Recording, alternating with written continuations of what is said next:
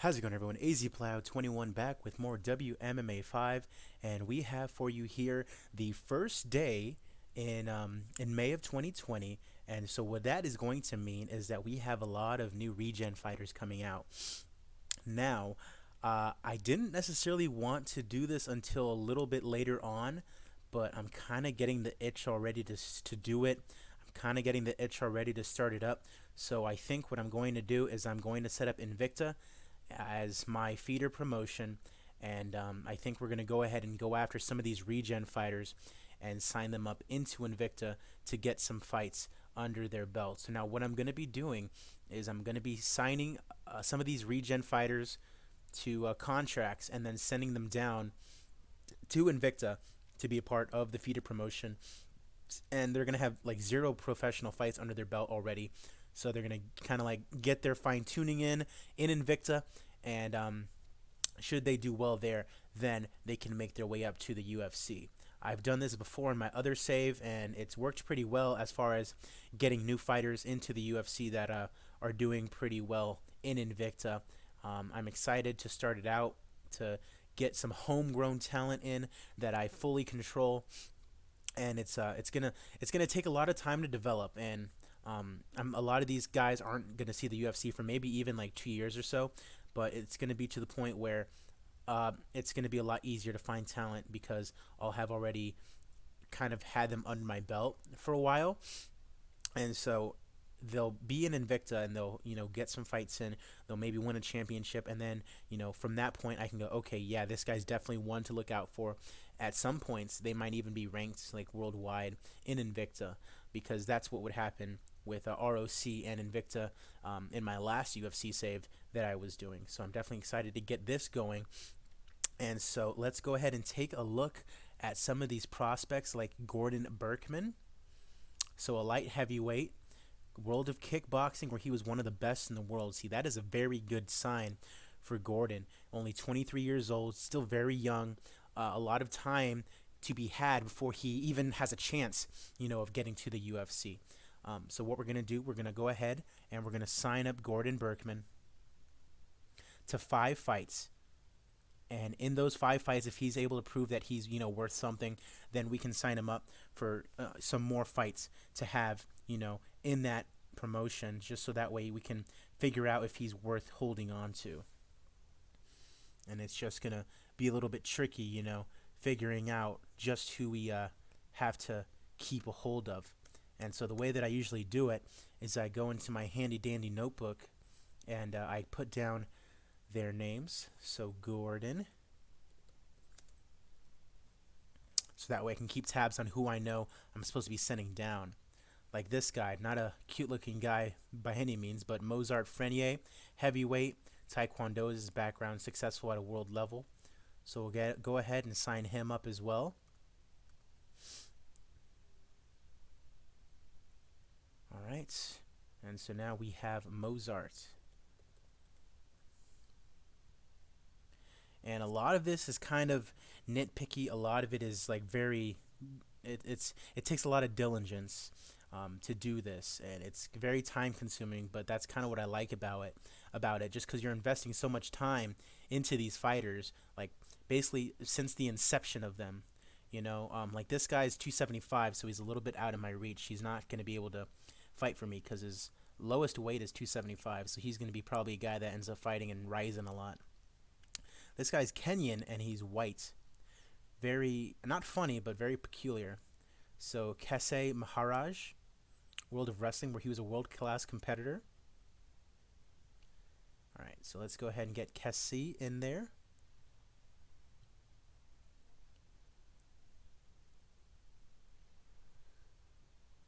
And see, the thing is, I'm not 100% sure if I actually want to do this or not, but I'm kind of just like going with it for now, just because it's going to take so long before I can actually get enough fighters in these weight divisions to actually make something of Invicta.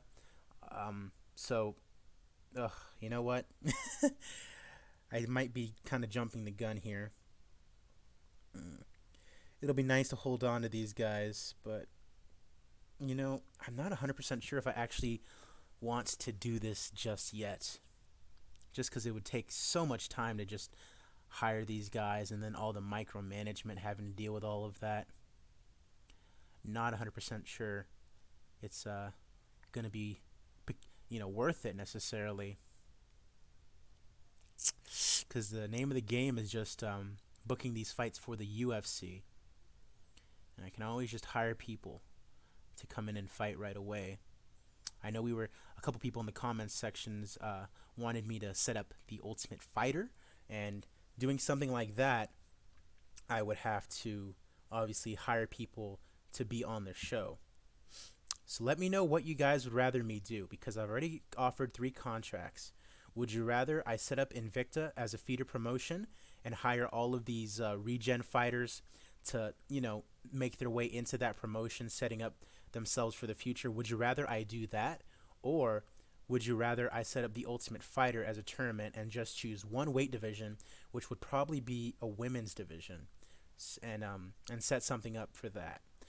Let me know down in the comments what you guys would rather I do. So I'll go ahead and stop right now as far as offering these regen fighters some contracts. All right, so Monday of week 1. So since we're not going to do that, let's go ahead and do something else. We're not necessarily going to book right now because we're still about 2 months away from UFC 250 getting down. But let's go ahead and book the next couple of months of our events. Not necessarily booking for them, but let's book the events. So a quick little video for you guys, because I don't think we're going to be able to get to Chiesa versus Edwards in this video. I kind of went into this thinking I was going to set up Invicta, but I think I'm jumping the gun a little bit here, getting a little too ahead of myself. The worst thing you can do as a business is expand too quickly, and that's what I'm trying to do. I need to get my bearings first, get the UFC network rolling. That's one thing I need to make sure that I'm doing first, is getting that rolling before I, think about, Invicta and hiring basically every fighter in the world just for the hell of it, All right, so UFC 251 will be week 4 of July. So let's go ahead and get that set up. Week 4 of July, of course, on a Saturday. Now, UFC 252 is going to be our first pay-per-view outside of the United States. And I have come to about 3 decisions that I want to make. Where do you guys want me to have that first non-US pay-per-view? I know I have a lot of viewers in the UK, so would you guys want me to have it in the UK, maybe Ireland, London, something like that? Would you rather I have it in Russia, or would you rather I have it in Japan?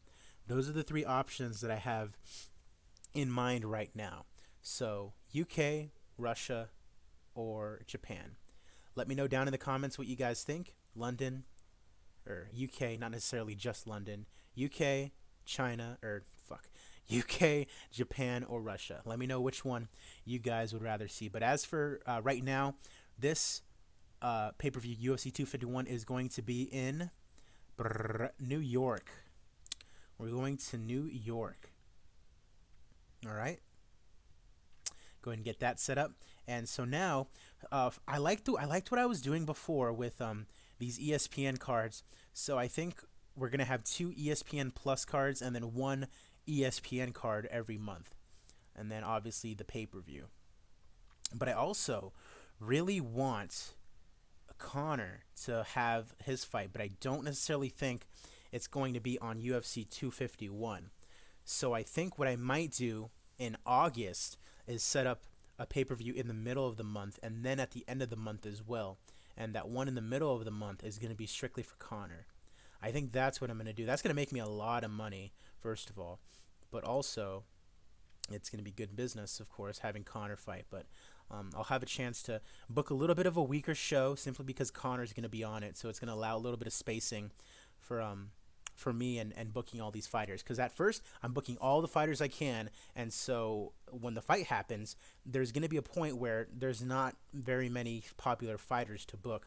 So I need to be careful about who I'm, booking. That's why you can see when I go into the rankings that I make 100% sure to leave a couple of names that are unbooked in the top 10 for a lot of these divisions, because I know that I want to set up these fights somewhere down the line, and I don't want to blow my load immediately on, booking, monster cards, but then all of a sudden they get injured or they go on medical suspension, and all of a sudden I can't book them for another 3 months or so, and then I'm left with about 3 months of just shitty cards. That's not what I want to have happen. That's why, you'll see maybe a main event on an ESPN Plus card that you don't think is worthy of a main event, but the reason that I'm doing it is so that way I'm saving up all the important fighters for cards later down the line. And the UFC practices that. And that's why you'll see sometimes main events that you don't necessarily consider to be main events. Like the Cannoneer when he fought against Hermanson, I think that was a main event. And people were kind of, so Hermanson versus Cannoneer, that was a main event for an ESPN Plus card, and a lot of people didn't get it. Cannoneer was just coming off beating Anderson Silva. Hermanson was just coming off beating Jacare Souza. I thought it was worthy of being a main event, but a lot of people don't know who these guys are, and I understand that. But also, these guys aren't going to get popular unless you put them in those situations to get more popular. So it's kind of a damned if you do, damned if you don't situation. All right, and speaking of Cannoneer, I might be having him fight Robert Whitaker on this very pay-per-view. That's what I think I might be doing. But as for the rest of the fight cards, it's going to be a ESPN card sandwiched in between two ESPN Plus cards. And so now we were in Nevada, of course. So on the West Coast, we have to make our way over to New York. So I think I'm going to do it kind of like that. I'm going to, let me bust out my U.S. map to see just where we can go. All right, U.S. map.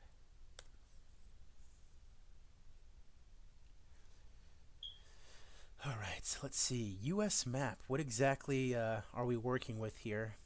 Big geography. If you guys are geography majors, let me know. So we're in Nevada, and we got to make our way over to New York. So what I'm thinking is maybe Utah. We've already been to Colorado. So Utah, Kansas, and Illinois. And then the Illinois one, Chicago, that'll be the ESPN card. So Utah, Kansas, and Illinois. And then New York will be after that. So Utah, Kansas, and Illinois. Sounds like a plan. All right, so week 1 of July, correct? On a Saturday, it will be a throwaway show. ESPN Plus Fight Night. And it is going to be in Utah. All right, let's get that set up. Week 2 is in Illinois.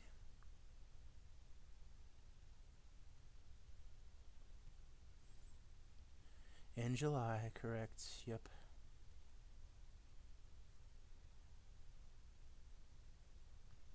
A lesser show, ESPN Fight Night. And we are going to Illinois. Not Louisiana. Not Ireland. Oh boy. Not Iberia. Not Italy. Come on, buddy. There we go. Illinois. Windy City. All right. And then week 3, we're going to have it in Kansas. Or, I mean, technically, the way that I'm doing it, we're going into Illinois after Utah. So it doesn't necessarily make sense for us to do it that way. So after that, let's go to Pennsylvania. Pennsylvania for that final one. That's Pittsburgh, essentially. All right, so week 3 of July on a Saturday. ESPN Plus Fight Nights. Gonna name that 2 because we have another one named that, and otherwise it'll just bitch at me. As a throwaway show. And in Pennsylvania. All right. Looks good to me. All right, so that's our next month of fights booked. And so now, as I mentioned, I want Conor to be in the next month of pay-per-views. So I'm going to have 2 pay-per-views in the August month. So that way Conor can main event 1, and I can allow the titles to, take control of these other pay-per-views. So UFC 251 in New York. And let's see who still needs to defend their title. We obviously have Stipe versus Cormier. Jones versus Blachowicz still needs to happen. And we have Adesanya, who needs to fight Paulo Costa, but that's later on because Costa's still injured, and he's out for another 2 weeks. Let's see here. We still have the Figueiredo-Benavidez fight that I wanted to do on the ESPN card. And then we have Amanda Nunez, but she's not going to be fighting anyone for a while. And I mean a good while. I think her next fight is going to be the Aspen Ladd Aldana winner, unless someone in the featherweight division can. Well, we have Spencer and Megan Anderson going at it for the featherweight contendership. So we'll see how that one turns out as well. Shevchenko's fighting JoJo. So we'll have to set up that. But that's going to be in the UK. So I just mentioned that we could possibly have a pay-per-view in the UK. So if you guys decide that you want that pay-per-view to be in the UK, that will more than likely be where the JoJo versus Valentina fight happens. Remember, the options are UK, Russia, and Japan. And then we have Weili Zhang, who's waiting on the Andrade Rose Namajunas fights to happen. After that, that is all the divisions. All right, cool.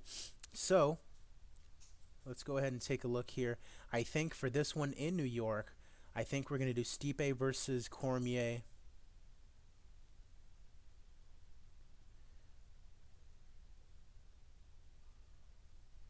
I think we're going to do Stipe versus Cormier and one more title fight. Actually, you know what? Considering that Izzy can't fight Costa just yet, and all the other divisions have, title fights that are kind of pre-booked already, I think that is going to do it. So it's just going to be Stipe versus Cormier on this title fight, and then that ESPN card is going to be headlined by Figueiredo and Benavidez too. So let's go ahead and just book that right now. Stipe versus Daniel Cormier. They've obviously fought twice. This will more than likely be the last fight between the two of them as the main event of UFC 251. And it is the third meeting between the two. Very excited for that one. Now let's go ahead and go to the ESPN Fight Night. We have another title fight to book. This time it is in the flyweight division. It is Davison Figueiredo and Joseph Benavidez. And this one is for the UFC Flyweight Championship. And it says that it's a main show fight, not a main event. But I'm going to go ahead and forego that. And he doesn't want to fight Davison Figueiredo, even though he just lost him. Doesn't make the most sense, but let's go ahead and give him the extra cash anyways. So Figueiredo versus Benavidez 2. That is for the Flyweight Championship. And then let's go ahead and book the main events for these next cards. We still have to book the prelims for the other fights that I have going on, but let's just make sure we have our main events taken care of. So now on this Utah show, let's go ahead and see who we have available to us, and we will sort by popularity.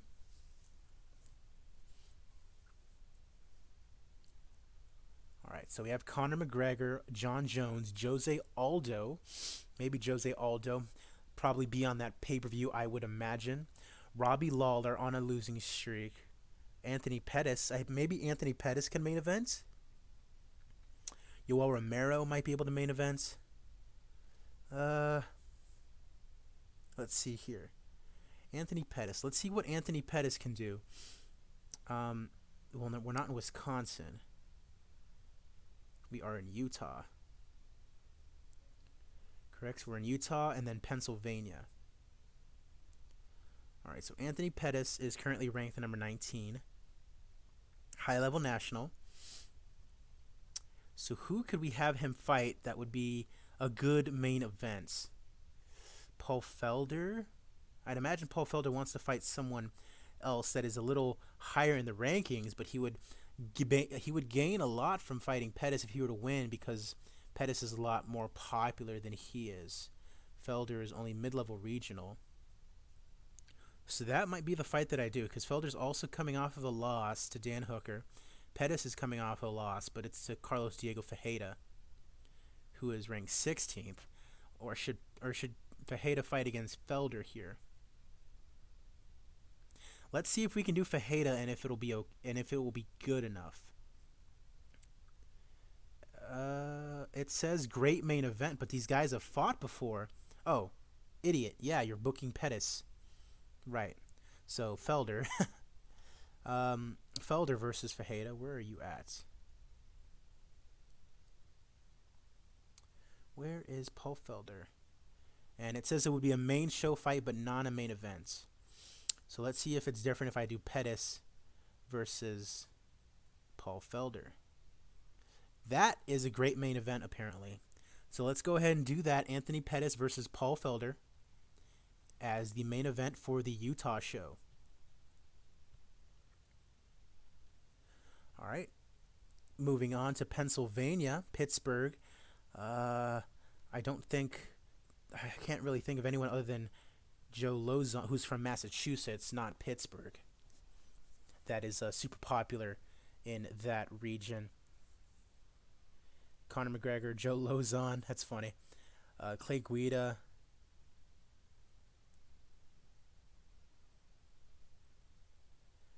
Yeah, not a lot of very popular guys that are apparently ready for or willing to fight on this show for some reason. That is pretty strange to me.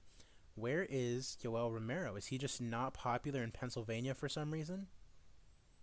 He's mid-level national. What's the deal then? Why is he edited out of this? Oh, there we go. All right, so let's see. Robbie Lawler, maybe. Dominic Cruz.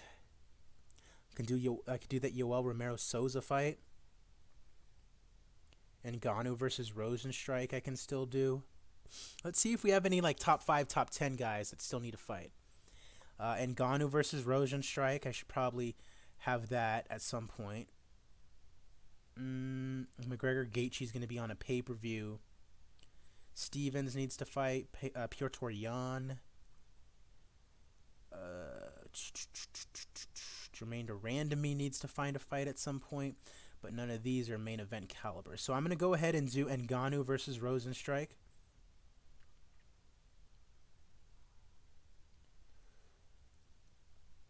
And hopefully he will fight him. I'm not willing to fight him under any circumstance. He's not well known enough. That's a big bummer.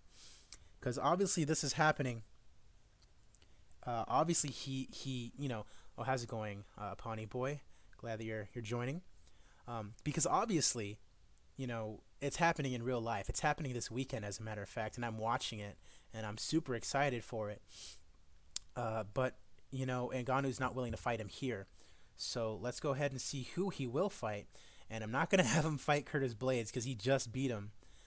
He's beaten him twice, as a matter of fact.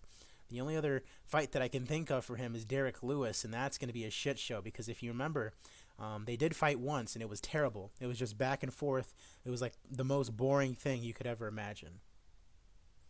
But it looks like that might be the only thing that we can do. And then I could do Blades versus Rosenstrike. Will Blades fight Rosenstrike here in the main events? And is that a main event fight? It is not a main event fight. So let's see. Obviously, Ngannou can fight Derek Lewis, and it would be a superb main event. And Derek Lewis won by unanimous decision. I mean, let's go ahead and do it. It'll be a good main event.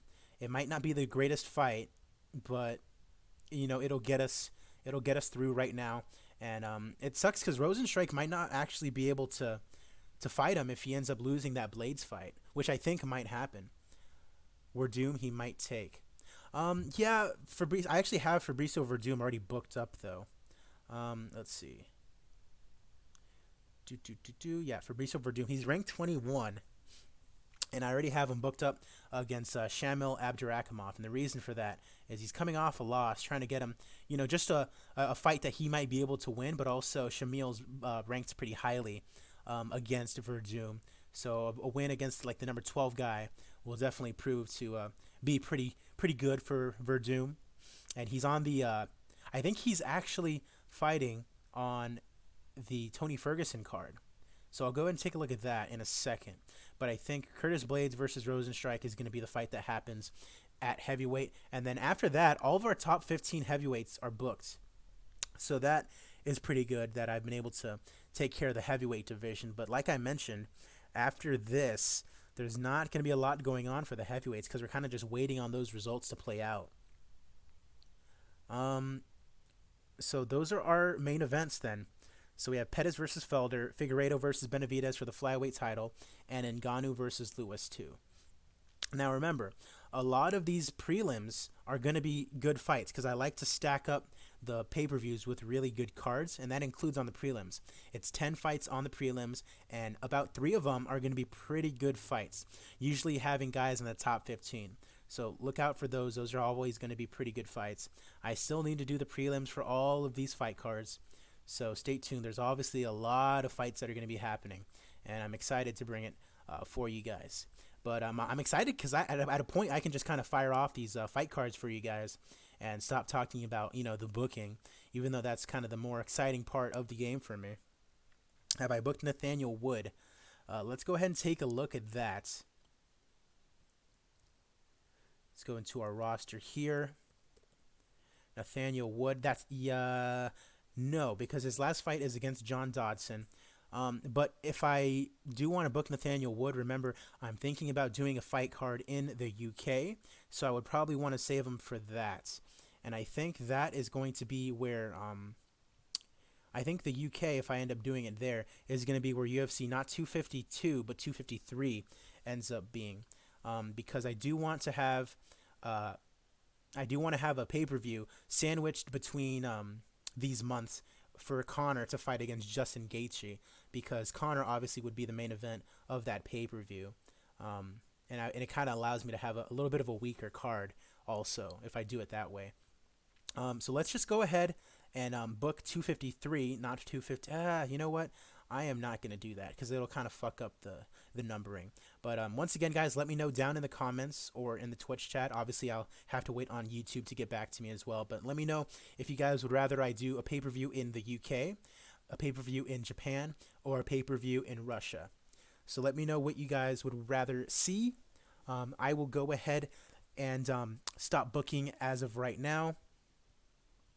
Also, let me know if you want Invicta to happen, which is, of course, the feeder promotion that I'm kind of thinking about doing, but I think it's a little too early to do it necessarily right now. I would say check the UK companies for flyweights. Let's go ahead and do that as well. All right.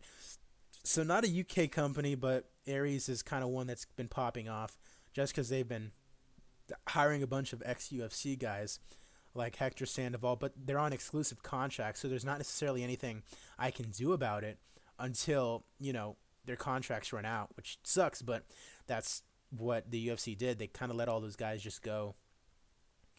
And then we have Cage Warriors, obviously, a very good company in the UK, and they have a pretty okay, flyweight division like Mahmoud Besharat. I do recognize him. 6-1. This would be a guy that I think would be good for something like Invicta because he's obviously unknown, even low-level regionals in the UK. So a guy like this would be perfect for Invicta, where I would be able to have him on that feeder, in that feeder system, able to get him some fights. Maybe he improves. Maybe he gets a couple of nice wins in front of, an American audience. So that way he's a little bit more well-known. So that way by the time, if he were to make it to the UFC, he's already got a little bit of popularity under his belt, a little bit of a following behind him. So I'll go ahead and shortlist Besharat, or Besharate. I don't know exactly how to pronounce that name. Danny Misson, Jade Barker. See, these are the only flyweights that they have on the roster right now. Danny Misson, not necessarily anything I like. 6-9. That's a pretty nice record if you do say so myself. I'm pretty sure that was a woman in the men's division. We're not going to talk about it. Mo Lashlaj, see 2-0. This would be another guy that I would consider for a little bit of seasoning. Nathan Grayson, 6-4. I'd rather see that record increase a little bit. 9-2. See, this guy would be one that I would be interested in, but he has unknown name value. Scott Poley, 6-5-1. Nothing too impressive. Take a look at their bantamweights real quick. Vaughn Lee, he's been in the UFC before, but he didn't do very great. Tony Hall, welterweight champ in Cage Warriors, is really good. Forgotten his name. Let's see. Because I'm not. Oh, Brian Boland, I do recognize that name. 9-3. I had him in my last UFC save, and he has a fight already booked up. Take a look at that welterweight guy you're talking about. Carl Amusu, I do know about. He is in Cage Warriors. I do recognize his name. But he's lost to Ben Askren in the past. Will he sign with us? So I doubt it, because he probably just signed these contracts. Yeah, so he won't sign with us because he just signed those contracts. Unless you were talking about somebody else. Alex Lahore, I kind of remember. No, Kenneth Berg, I think I've already offered him. Did he not sign with me? No. Okay, so he has a fight booked. So Kenneth Berg is on his way to the UFC. It's just that he has to finish out his contract, and so he has to finish up that fight that he has against Marcin Vocic. Anyone else that catches my eye in CWFC? Soren Bach. He looks pretty good. Fighting Paul Kelly. Did it say that Bellator had him? He's already got a contract with Bellator, so I doubt he'll sign with me. Ooh, interesting. Hold up. Because I like that record. He kind of just wants more money, so let me just throw that his way and make that offer, and he might do it. All right, so we might get a nice little signing here from Cage Warriors. Alrighty. So, while I'm here, since I don't necessarily plan on doing anything else in this episode, I think I'm just going to go ahead and book these prelims for you guys on stream, on camera. Just so you guys can kind of get a little bit of a glimpse at how I book prelims and the reason that I book prelims. Now, the one thing that I want to make sure that I do is I want to make sure that all these prelims that I book are on full camps, because I don't want to have to pay out extra money to prelim fighters. And that seems kind of shitty to say, but it's not worth it to have to pay these guys, more money so that way they can fight on my prelims. So let's go ahead into these prelims. That's the UFC on fight. That's the UFC on ESPN Fight Night card, and I think you can actually search preparation time full camp only. There we go. So this will just show us all of the fighters that have a full camp that can have proper preparation time. Philip DeFries, I thought was going to be good. Yeah, I think a lot of people did. I don't know if he's retired, or if he kind of just fell off. Let me go ahead and take a look at him.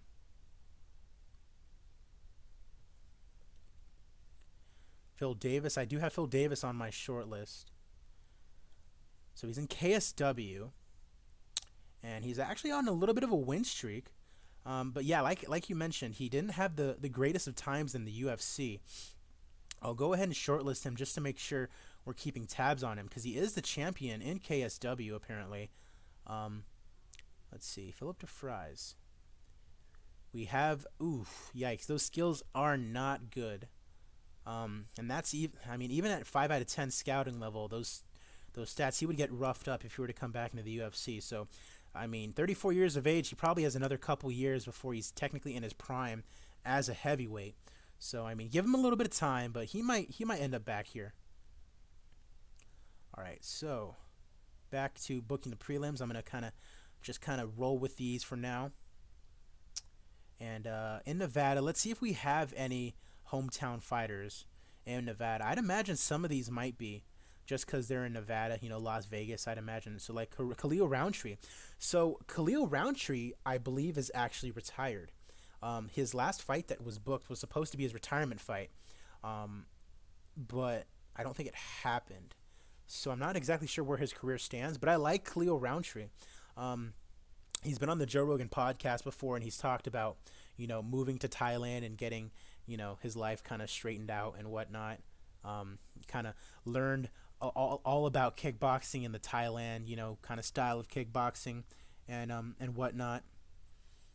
Yeah, KSW I didn't think would get that big either, but I mean, there's not much to do in Poland, so why not go to your local MMA fed? And then they also have Mariusz Pudzianowski, who's won a bunch of strongman competitions. So it sounds stupid, but like kind of how like Brock Lesnar increased the UFC's business because he was like already a big star in the WWE. I think Pudzianowski did that for KSW, simply because like he was already so famous, so everyone was like, oh, let's go see what Mariusz Pudzianowski's up to, actually kicking people's asses, and people just gravitated towards it. And now you have a lot of fighters coming out of KSW because all those European guys are going to KSW because they realize all the notoriety, they realize all the exposure that promotion is giving them. So it allows them to get a little bit more of a stepping stool to make their way to the UFC. That's why you're seeing a lot more of European fighters come out of KSW. It's because of that. All right, so Khalil Roundtree, let's find him a fight. Something that'll give him a nice even fight. Typically, you don't want it to be over 300 or so. Tyson, Pedro, they've already fought before. So Justin Ledette versus Khalil Roundtree. Let's go ahead and book that. Any other hometown fighters that are on full fight camps, obviously. All right, so no more. So no more hometown fighter funny business. Let's just straight up book some prelims here. All right, so let's book 2 women's prelims because a lot of these women's fights are unfortunately going to be in the prelims of these fight cards just because a lot of them are not as popular. So let's go ahead and book a bantamweight fight here. Let's see, Carol Rosa on a win. Oof. She would be a heavy underdog to Liana Jojua, who is coming off a loss. That's kind of weird. So let's go ahead and book her up against Veronica Macedo. Minus 280 favorite, but that's kind of as even as it's going to get, unfortunately. All right. All right, let's do one more women's fight. Let's see. This time we'll do it in the flyweight division. All right. All right. Vivillon Arajo versus Jeon Kim. Looks to be a very even fight. Let's go ahead and do it. Let's get one more women's fight in there. Strawweight division.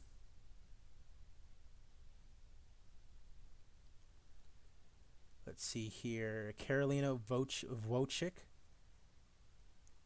Let's see. Who's got a pretty even fight for you? Mallory Martin. That looks to be the most even one apart from this, but I have to actually send Tiffany Van Soest down to Invicta. So that's not going to work. So Mallory Martin versus Karolina Wojcik is the way that we're going to do it here. All right. And let's see. That looks to be about right as far as like the positioning. So we have 3 more fights to go. And so let's get a flyweight fight in there. Just go all the way down here for the popularity. Let's find Doskelchuk something. He's pretty down there in the rankings. So I'll have him fight, literally anybody that gives him an even fight. Someone like Kaikara France, maybe? No, he's in the top 10. I would want to find a better fight for him. Let's see. So anyone who will give him a pretty even fight. Ronaldo Candido? Manel Kape, maybe? That'd be a pretty cool fight for Manel Kape to come into. A nice debut coming out of Ryzen. Let's go ahead and do... I kind of want to build up Manel Kape. So let's go ahead and do this Ronaldo Candido fight. Undefeated against the number 16 ranked guy. Let's go ahead and do this one. And that is going to be placed right there. So we have 5 fights booked, right? All right, so we have 2 more on the prelims. So let's go ahead and see where we have the most amount of fighters that are available. At featherweight, it is. All right, so let's go ahead and down here. David Smielowski from Poland. Herbert Burns. Let's go and see who this guy can have an even fight with. Joshua Kulabau. So Battle of the Undefeateds. Let's go ahead and sign these 2 up for a fight here. Both unknown. This will be on the like super ultra prelims. And then we have 1 more fight to go. And let's go ahead and do it in the welterweight division. David Zawada from Germany. See who gives him an even fight. It looks like Jeson Ayari, maybe? Or Chaos Williams. That's a very cool name.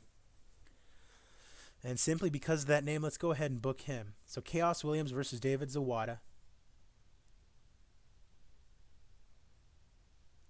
And we're going to go ahead and leave it like that.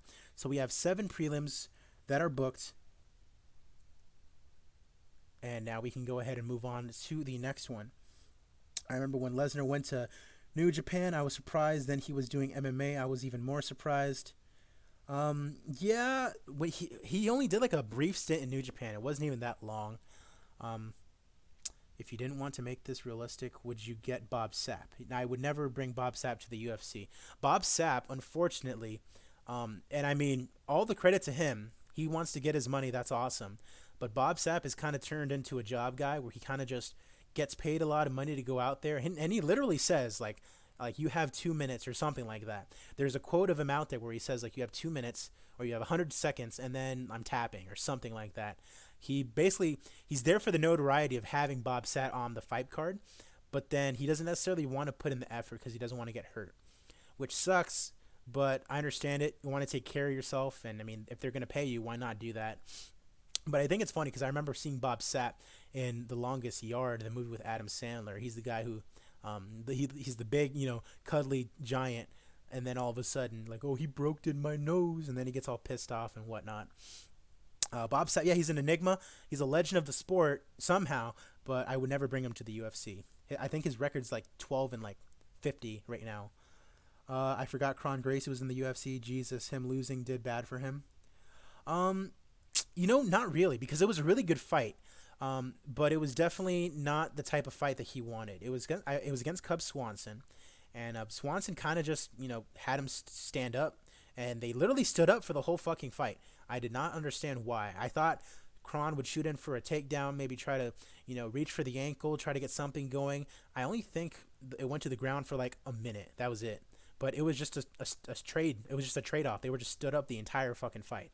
It was the weirdest thing. But it was a good fight. And Cub Swanson ended up winning. And I'm a big fan of Cub Swanson, so good for him. All right, let's go ahead and book a couple more prelims. Kron forgot he was Gracie. Yeah, literally. You can't forget your last name, buddy. All right. So let's go ahead and go back to the women. Book a couple of women's fights here. Let's see. Svetlana Gotsik, unknown. Hopefully not for long. It's a pretty impressive record. Let's see who will give him a good contest. Callie Robbins. Callie Pop-Tart Robbins, I believe her nickname is. Let's go ahead and add this fight in. This is the fight card that's in Arizona. All right. So one more women's fights. Claudia Ray. Are all these fighters on full camps? They are. Oof. Claudia Ray, and look at this name. I love this name. Versus Sunna Ranvig, David's daughter. So I'd imagine she has a father whose name is David. Tim Means has been in the UFC forever. He really has. Dirty Bird. 3-0, not necessarily the best record, but I mean, it'll make do. 6 fights versus 3 fights. We'll see who comes out on top. Again, a lot of these fights are just kind of so I can gauge like which of these women are going to be able to get up there.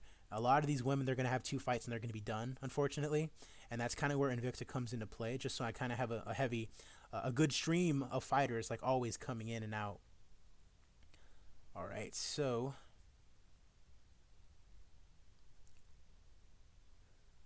so see, we have a lot of fighters that need to be booked up here.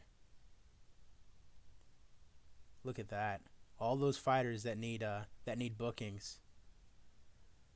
That is crazy.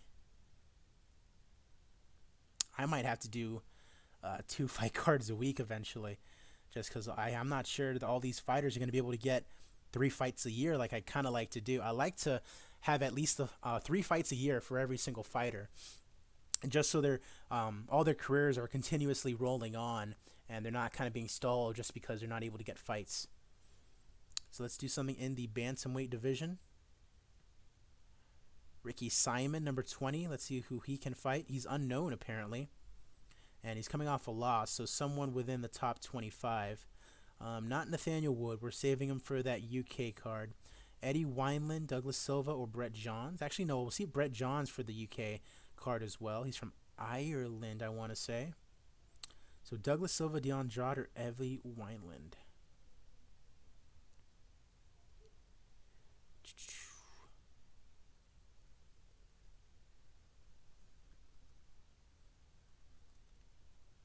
Sean O'Malley is not ranked? That's crazy. And he's not even favored against Ricky Simon? That's nuts. I'm sorry. Sean O'Malley's a really, really good fighter.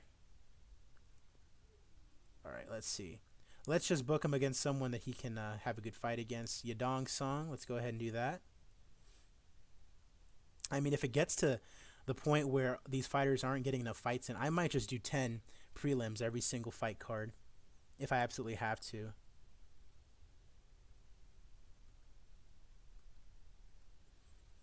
Let's go ahead and go to the welterweight division. That looks to be like a pretty even fight. 17-3 versus 7-0, both from Europe, but it looks to be a pretty even fight. Go ahead and add this one. I don't know how to say that name. Kamil Onishuk versus Maxim Shvets. All right, let's just go ahead and stick with the welterweight division here. Another undefeated fighter in Shavkat Rakhmonov against another undefeated fighter in Stefan Negucic, maybe. All right, 2 more to book here. Let's go ahead and stick with the welterweights once again. Callan Potter, Ashley Reese. We'll save him for the UK card if there ends up being one. Zelim Imadayev. All right, this looks like an even fight. Let's go ahead and do this one. All right, we have one more, so I kind of want it to be a little bit of a better fight. So it's going to be someone who's ranked. Vicente Luque, I'm betting on just because he was a god in your series.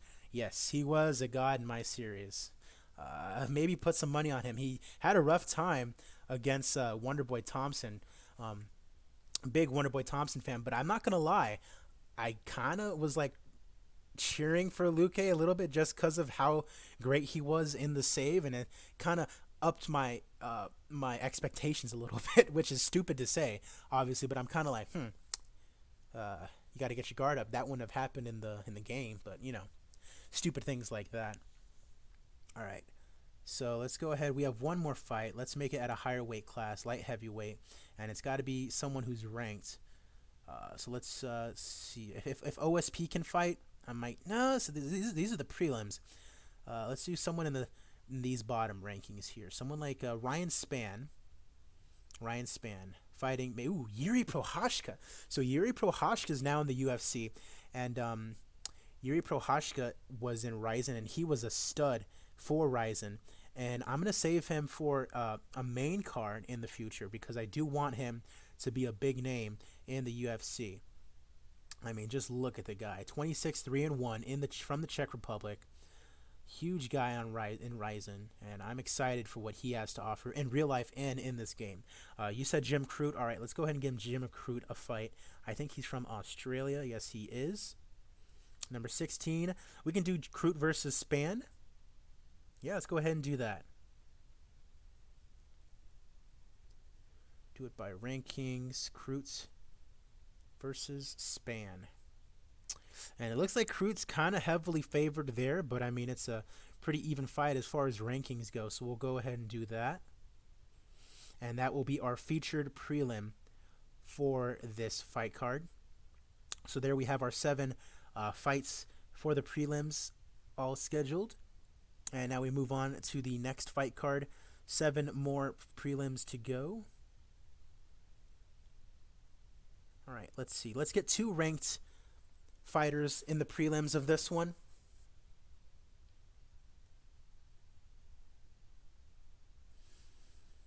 You said Vicente Luque, but I don't want him to be. If I was gonna have him on the prelims, it would be on the prelims of a pay-per-view. So let's see. Mairbek Taisimov in the lightweight division, and Dan Ige in the featherweight division.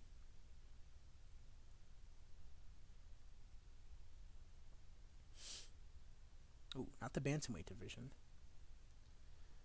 All right, so Dan Ige, number 17 on a winning streak, just defeated Mirsad Bektic, who is 9th apparently. And who's Bektic fighting? He's fighting Sadiq Yusuf. So let's have see now I don't know, but this is the ESPN fight card. No, it's an ESPN Plus fight card. So I actually think I'll save Ige for a pay-per-view prelim. So let's go ahead and do Makwan Amirkhani instead.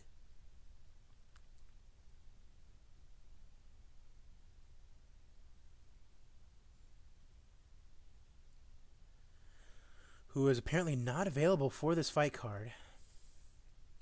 So let's go ahead and just do Darren Elkins instead. And we'll have him fight Kevin Aguilar or Enrique Barzola. All right. Kevin Aguilar it is. And they said that this will be a strong main event, which is pretty funny. But it's going to be the featured prelim instead. All right, let's go up to the middleweights and see what we got going on. Antonio Carlos Jr. I wonder if Theodorou, if that'll be. See, this looks like a pretty good fight to make here as well.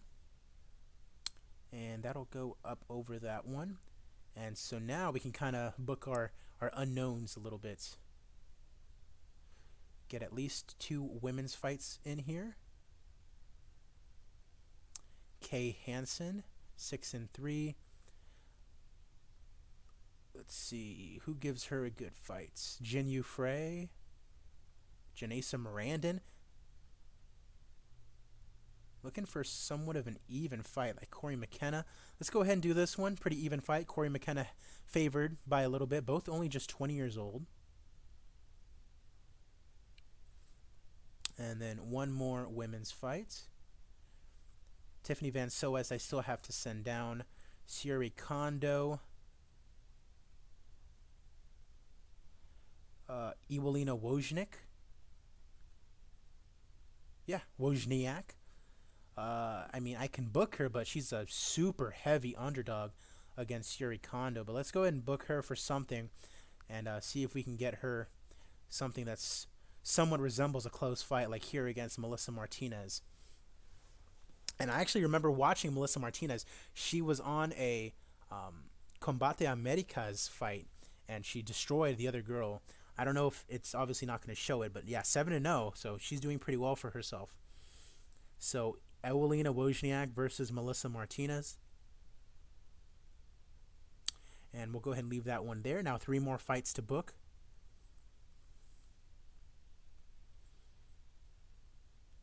And let's go to the lightweight division. Let's go ahead and go all the way down here. Oh, not by ranking, by popularity. Want to make sure that we're getting our unknowns some fights.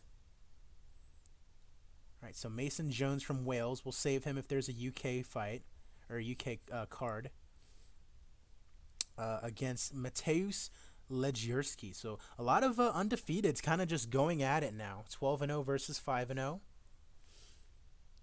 All right, let's see. Put him about right there. So now two more fights to go. We'll just stick with the lightweights here. Gavin Hughes at 10-1 might save him. Daniel Tamer, he might be on the chopping block if he doesn't win soon. Let's see. What's a good fight for you against Christian Simon, 8-1.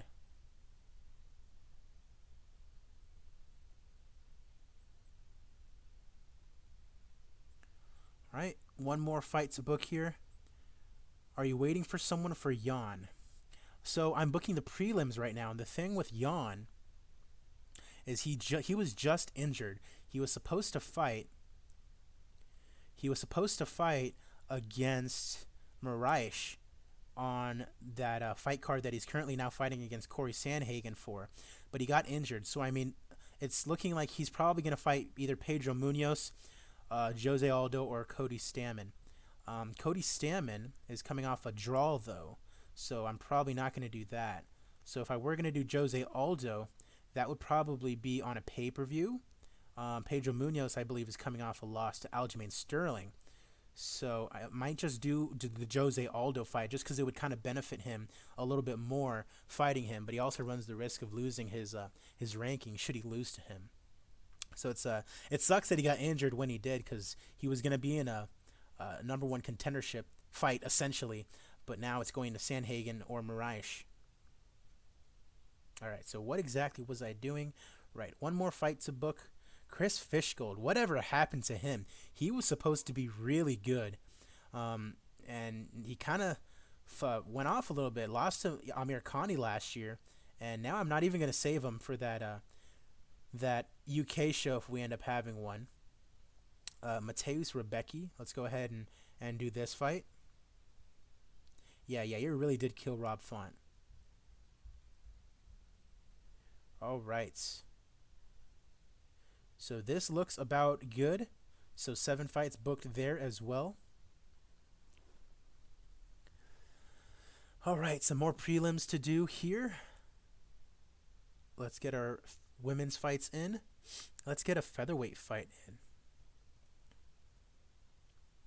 Amanda Lemos versus Norma Dumont. And F it, let's go ahead and do a bantamweight fight as well. Liana Jojua. Let's see. What's Pani Kianzad? All right, let's go. Kianzad, of course, was an Ultimate Fighter runner-up. She was the runner-up the year that Macy Chiasson won. All right. So I think that one's a little more important than that featherweight fight. So now we have 5 men's fights to book. And let's get a heavyweight fight in there in the prelims. Chi Lewis Perry. When did I sign this guy?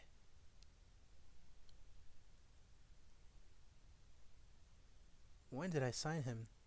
I didn't. He was already on the roster. Okay. So let's get him a fight. He's from England. Actually, let's not. Let's save him. A heavyweight to fight there. All right, so guy from Slovakia. Let's see if we can get him a nice fight against a guy from Ukraine, Sergey Spivak. All right. All right, 4 more fights to book here. Let's go to the middleweights. John Yong Park versus KB Bular. South Korea versus Canada. I love it. Let's go ahead and do that. All right, 3 more fights to book for this fight card. Let's go down to the lightweights, and we'll book the rest of them there. All right, saving those guys. So this guy's undefeated from Russia.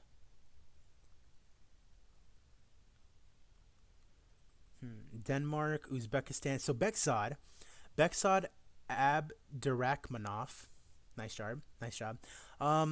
Greg Hardy, I'm not sure exactly how I want to use him because I don't think his stats particularly translate well into this game, but he will definitely be a main card fighter because he has high popularity. I just don't know how I want to use him yet, and I already have these main cards pretty much booked up. But yeah, I don't know exactly how I'm going to use him just because he's not a good fighter, but he has a lot of popularity. But it's not like I'm hiring job guys just for him to book him to like increase his popularity like the UFC would.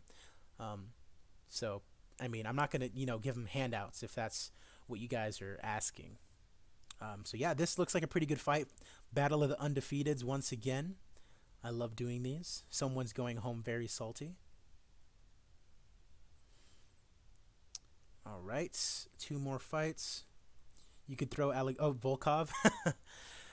Yeah, that would have been funny. I said I was gonna stick with the lightweights. Costa Rica, Alan Zuniga. Let's see. Even fight, Frank Camacho. Let's go ahead and do that. And now one more fight. And this time we'll do it at maybe bantamweight. Guys from Italy, 12-2. Let's see. Javid Basharat, 5-0 from England. Dana Batgarel, Movsar Evloev. This guy's going to be really good, but it looks like this will be a pretty even fight. So let's go ahead and do that instead.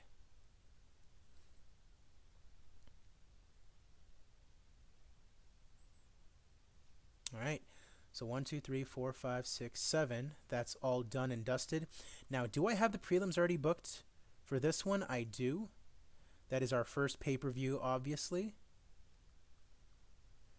And so now let's go ahead and book the prelims for UFC 250. Now, keep in mind, this is a very stacked card, so I do want this card to be stacked in that regard as well.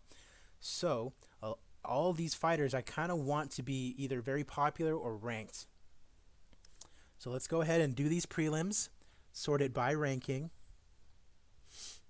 All right, so let's go ahead and take a look at our rankings and see what top 10 guys we still have that we might want to fight. We can do the Jeon Aldo fight, but I think I want to save that for the future. Let's see. Rob Font, Pedro Munoz, Cody Stamann. I can do Cody Stamann versus Rob Font. Pedro Munoz, Cody Stamann. Lost to Aljamain Sterling. Rob Font coming off the win of Ricky Simon. Casey Kenny coming off a loss. Yadong Song is fighting Ricky Simon. Chito Marlon Vera beat Andre Ewell. Marlon versus Rob Font. Let's go ahead and do that. So Marlon versus Rob Font. And look at how even that fight is. I love to see it. That's going to be a pretty good fight. Let's go to the women and see what we can book there. Don't necessarily want to do a featherweight fight. I want it to be kind of an not impressive, that's a bad term for it. But I want it to be a pretty decent fight. So Jermaine Durandamy coming off the loss to Amanda Nunez. And I see Macy Chiasson here, who's coming off a win over Shanna Young. Her last loss was to Lena Landsberg. But she's ranked higher than her. And Lena Landsberg is, of course, coming off that loss to Sarah McMahon. I don't necessarily know if I want GDR to fight Chiasson. Because I think GDR would kind of just destroy her, and Chiasson's so young. I don't necessarily know if I want to ruin her momentum. I could have her rematch Landsberg. Didn't Landsberg get killed by Cyborg? I don't think so. She's not a featherweight. She did, actually. Oh, wow. Yeah, that was a while ago, though. That was a while ago. And she's kind of been on an up and down path ever since then. But I do remember watching that Chiasson fight and being kind of disappointed just because this girl had just won the Ultimate Fighter, and everyone was like, oh, she's going to be great, and she loses to Landsberg, who's like a 41-year-old. But I mean, before that, she was having a pretty good go of it. And you can see they gave her a pretty easy opponent in Shanna Young just to kind of get her back on track. So I'm not going to throw her at Durandamy. But Landsberg's also coming off a loss. Who did she lose to? Sarah McMahon? Yeah. Eubanks, Sajara Eubanks. Uh, See, I don't know. Because if I do Chazon versus GDR, she might lose. But if she wins, that'd be very good for her. Um, but, I mean, there's nothing else for GDR to really do. Landsberg's coming off a loss, so I can't have her fight her. So I think that's what I'm going to do. GDR versus Macy Chiasson. And it looks like Macy Chiasson's actually favored. So that'll be very interesting to see. All right, let's get one more women's fight in here. Let's see. Flyweights. Let's go and do a flyweight fight. We have Chukagian already taking on Roxanne Modafferi. If Roxanne wins that one, she'll have a go at Valentina. But let's get one of these three fighters, maybe somewhere in between here. Let's get them going. Jessica Eyes, of course, coming off her fight against Valentina. Jennifer Maia, I think, is coming off a loss to Chukagian. So both these girls with kind of something to prove. Andrea Lee is coming off a loss to Lauren Murphy. So let's have Lauren Murphy, since she's coming off a win, right? Yeah, let's have her fight against Jessica Eye.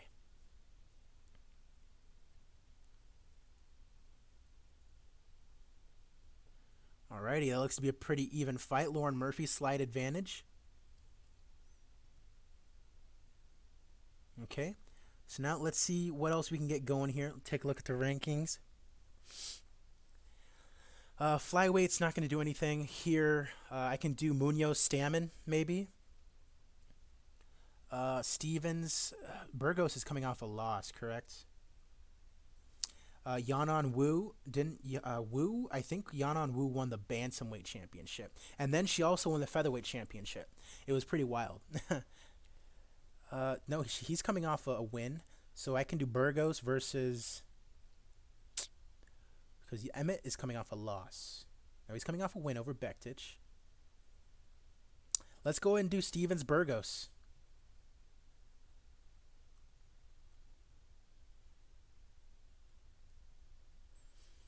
All right, Stevens is a pretty heavy favorite. But he'd be a favorite against basically anybody. So let's go ahead and just do this fight anyways. He's on a losing streak anyways. So let's see if he can. Ooh, he does not want to fight him under any circumstance. Wow. Is there anyone else he will fight? Kron Gracie? No. So Stevens wants he wants the shine a little bit, and I don't blame him. Let's see if Josh Emmett will fight against Burgos. He will. So we can't have Stevens fight right now, unfortunately. It is what it is. All right. Let's see now. I want a certified banger on this card. I think Jan Aldo might be the one to do it. Or Jan Munoz. Munoz is coming off a loss to Sterling. But he'll benefit a lot more from fighting Aldo. So let's go ahead and do that. Julio Arce had a fight with someone on a Jones card. He did okay. Which card was it? All right, Piotr Jan versus Jose Aldo. See, this is saying it'll be a great main event. Oh, and Jose Aldo doesn't want to fight him. That's ridiculous. That is ridiculous. That sucks. Who do you want to fight, Jose? I can put you back in the featherweight division if that's what you want. Because you don't want to fight the contenders here at Bantam.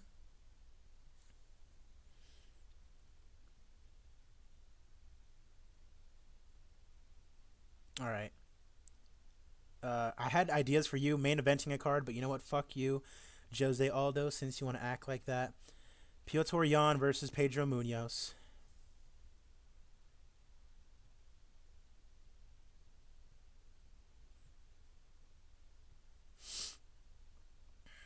All right. Jose Aldo, since you want to fight someone who's popular.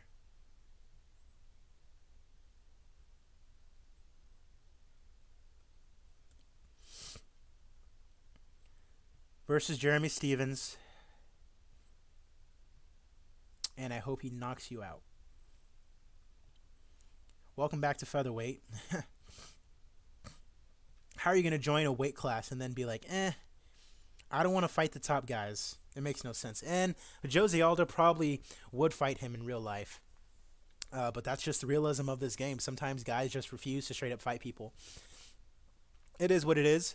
But I'm having Petro Yan being the featured prelims instead of Jose. Just to be petty, you know? Alright, so we have a couple more cards. A couple more fights, I should say, to book up. And see, that sucks now because now Stamen isn't going to be able to fight someone in the top 10. And so that sucks for him because now everyone's kind of booked up. So, I mean, he has to kind of fight someone within the top 20. And I'm going to have to wait on that. Let's see. Connor's fighting Gaethje on a pay-per-view in the near future. Colby Covington. Didn't you just fight Robbie Lawler? Yeah, so I can't do that again. Neil Magny? I'm not sure if I want him to fight Colby Covington, though. Even though he just called him out. He just beat Zhang Long Li. That would make a little bit more sense for him. Maybe something like Easy DS for him, who just lost to Zhang Long Li. Vicente Luque versus Easy DS.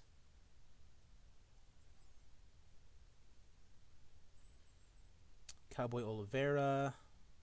Bilal Muhammad, Nico Price, just beat James Vick.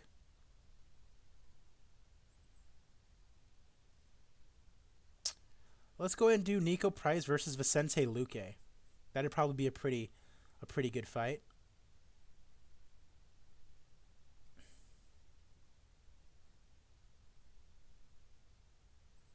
They fought 3 years ago. That is okay. All right, 3 more fights now. Let's go to the higher weight classes, see what's going on up there. Blades versus Rosenstrike, I think, has the capability of main eventing a fight night, so I will hold out on that. What is Blades' popularity at? Mid-level regional, so never mind. I'll go ahead and do that here.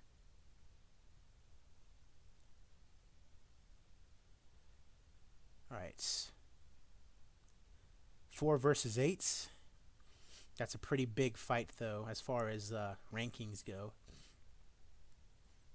Look at how stacked even just these prelims are. That would be a pretty good card in and of itself.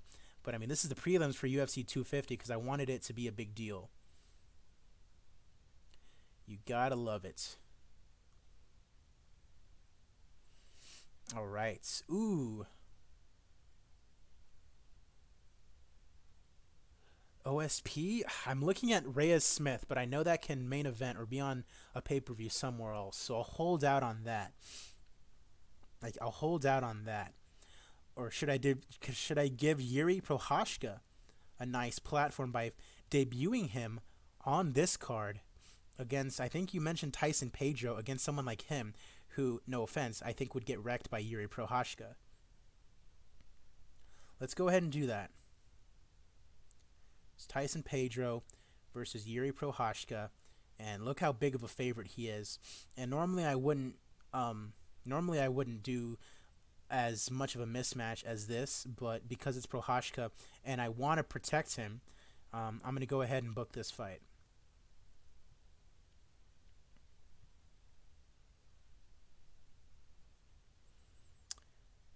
All right, one more to go. So I'm going to take a hard look at who's available, and I'm going to choose wisely because I want this last one to be someone else that I kind of want to build up a little bit. And I think it might be Sean O'Malley because I think I saw that he's not ranked and he's not super popular in this game for whatever reason. So it might just be him. So let's sort by popularity. And then let's go to the bottom and see who we want to build up. Because I know Sean O'Malley is someone that I'm looking at building up. A Zaitar, Dan Ige. I think Dan Ige. I think he actually. It says he trains at Extreme Couture, but I'm pretty sure he trains at the lab here in Arizona. I think that's the case. I don't know why that came to my mind just now, but I just had to, tell myself that. And I do apologize. I know this video is probably going a little long. Let me check. Yeah, like about an hour or so. Hold on, let me check something here.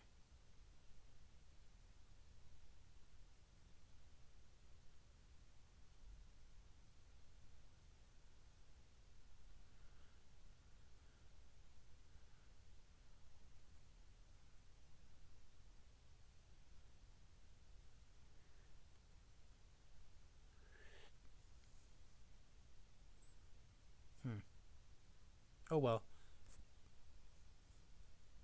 I wanted to set it up so that way my chat would show up on the bottom, but I guess my expertise is not that high when it comes to working Streamlabs. But I digress. Let's take a look here. Check Kone. Julio Cesar Neves. Brock Weaver. Remember, he kind of got in a little bit of trouble because I think he was running a dogfighting organization or some shit like that. Kyler Phillips. Chase Hooper. Chase Hooper is a kid that I do want to build up in the featherweight division. I watched him live at UFC 245, beat on Daniel Tamer, of course, and it was really quick too. So this is a kid that I can really get behind. So him, Sean O'Malley are two like young kids that I really want to build up, and there's obviously an easier way to do this, Adrian. So let's go ahead and do this. All right, so max age, let's put it at like 20, like 23, and see the youngins that we have. Oh, this is just all fighters. Hold up, Aaron Pico's not on my roster, so all right. Max age, 23. There can't be too many. All right. So Chase Hooper, Edmund Shabazian, but he already has a fight booked against Kelvin Gastelum, which, mini aspirin Chase Hooper. I just want to know if John will say no to being on prelims. John Jones, they can't deny being on prelims. They can just deny fights like with certain people. I don't know if they can actually deny being on prelims, and I'm not going to do that because I would have to pay him up front a little bit for that fight, so I don't want to do that. So Shabazian, we're definitely looking into building up. Jim Crute, I know you guys really like, so we have him facing Ryan Spann already. Kay Hansen, like this girl, 6-3, but when I was trying to book her with people, she was heavily favored against all of them, so my guess is that she's really good. Macy Barber, of course. Definitely. I mean, this is between you and me, guys. But Macy Barber is my future wife. I just don't think she knows it yet. Anyways, a little creepy. As we move on, Naoki Inoue, maybe Miranda. Oh, geez. So don't kill me, ma'am. Miranda Maverick, Sabina Mazo. So a lot of good young talent. How are you 13-4 at only 23 years old? A lot of good young talent in the UFC, but I think that the person that we're gonna choose to build up here on this fight card is Chase Hooper, 20 years old, young. So let's go ahead and find him a a can to like the Houston Astros beat up on. All right, so Chase Hooper in the featherweight division. Where you at? There you at. Now, I don't want it to be an absolutely demonstrous, win for him or anything like that. So I want him to be at a favorite, but I don't want it to be like super bad. As he is currently not favored against anybody here. That's not looking good. He's not literally not favored against any of these people. So like this guy, Billy Quarantillo, he's favored only slightly against him, but this is the guy that is looking like we're going to book him against right now. Wow, he is definitely not like this guy. He was on the fight card at 248 and he was terrible, but he's still not favored against Hooper. I don't get it. So now we're getting into like some of the more popular guys. Come on, give me Chase Hooper being favored. So against like some of these guys are young too. Spike Carlisle, very cool name, dude. Julio Arce. So, like now we're getting into like the ranked fighters. Leroy Murphy, Bryce Mitchell.